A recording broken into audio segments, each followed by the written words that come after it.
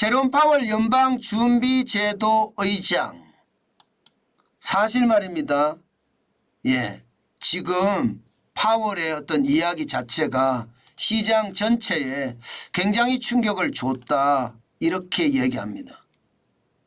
제롬 파월 연방준비제도 의장, 도대체 무슨 말을 했길래 시장이 깜짝 놀랐을까? 바로 이 말을 했습니다. 인플레이션이 2%로 내려가고 있음을 지표로 계속 확인하는 것. 그렇지 않으면 금리를 내리지 않겠다. CBS 방송과 인터뷰에서 이렇게 이야기했습니다. 금리 인하에 신중을 기할 거며 시장의 예상보다 인하폭이 작고 속도도 느릴 거다. 아예 단정적으로 말을 했습니다. 단정적으로. 그러니까 시장은 깜짝 놀랄 수밖에 없죠. 미국 시장이 계속 사상 최고가, 사상 최고가, 사상 최고가의 행진이었잖아요. 그런데 제롬 파월 연방준비제도 의장, 중앙은행의 의장의 한마디가 지금 시장에 찬물을 끼얹었다. 저는 그렇게 생각할 정도입니다. 진짜 상황이 어려워지고 있다는 뜻이에요. 실제 시장의 지표도 변하고 있어요. 이제 기준금리 인하 시점을요, 3월은 아니다. 17.5%가 3월은 아니다. 그러면 5월이냐? 5월 1일이거든요. 5월이냐? 여기에서도 물음표입니다. 66.2%로 많이 줄었습니다. 많이 줄었어요.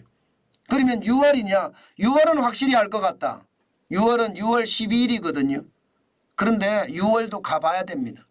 지금 미국의 상황이 나쁘지 않거든요. 전체적으로 좋아지거든요. 심지어 말입니다, 여러분. 제가 여러분들에게 말씀드려왔던 제조업마저도 지금 미국은 좋아지고 있어요. 제조업마저도. 제조업 한번 보실래요? 제조업 구매관리자 지수가 49.1까지 올라갔습니다. 제조업마저도 좋아지고 있습니다. 지금 제조업이 2022년 10월에 말입니다. 50.2를 기록하고요. 그때부터 떨어지기 시작하더니 50이 기준선인데 계속 50 밑을 돌았거든요. 그런데 1월에 49.1까지 올라갔습니다. 제조업마저 좋아지네. 당연히 서비스업은 좋죠. 서비스업은요 1월에 53.4까지 올라갔습니다.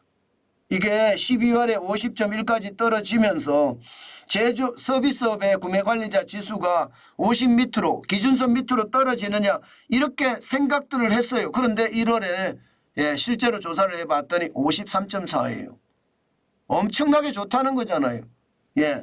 구매관리자 지수, 이거 구매관리자는요, 여러분, 기업의 구매관리자를 생각을 해보세요. 물가에 굉장히 민감합니다. 만약에 원자재를 너무 비싸게 샀다든가, 적정 가격에 샀다든가, 아니면 너무 싸게 샀다든가, 너무 비싸게 사면 사장한테 꾸지람이란 꾸지람 다 듣겠죠. 너무 싸게 사면 칭찬을 많이 듣겠고요. 이런 사람들이기 때문에 구매관리자들이 이야기하는 것은 굉장히 정확하다고 보거든요. 그런데 제조업까지 좋아지니까 제롬 파월 연방준비제도 의장 입장에서는 금리 인하 시기를 자꾸 뒤로 미루는 거죠. 자꾸 뒤로 미루는 거죠. 이제는 더 밀려갈 가능성이 크다는 거예요. 5월, 6월도 가봐야지 하는데 지금처럼 지표가 이렇게 좋아지면요. 금리 인하 시기가 6월보다도 더 뒤로, 예를 들어 7월까지도 넘어갈 수 있습니다. 7월은 7월 31일이거든요. 7월 31일. 그러면 말입니다. 고금리가 오래 간다는 거잖아요.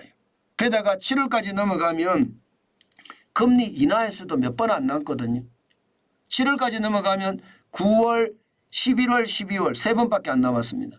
그럼 3번 다 내릴까요? 그렇지 않아요. 그러면 고금리가 오래 간다는 이야기잖아요. 고금리가 오래 가면 오래 갈수록 여러분, 저는 상황이 점점 더 꼬여갈 거라고 봅니다. 그만큼 말입니다. 미국 경제는요, 호황이다 때문에 금리는 늦게 인하가 된다. 고금리는 오래 간다. 물가는 고물가다. 우리에게는 치명타가 되겠죠. 아마 시장도 거기에 대해서 간파를 한 것 같습니다. 오늘 시장도 내렸습니다. 다우산업지수가 0.71이 내려서 274.3이 빠졌습니다. 38,380.12로 마감을 했고요. 다우산업지수가 블루칩 중심이잖아요.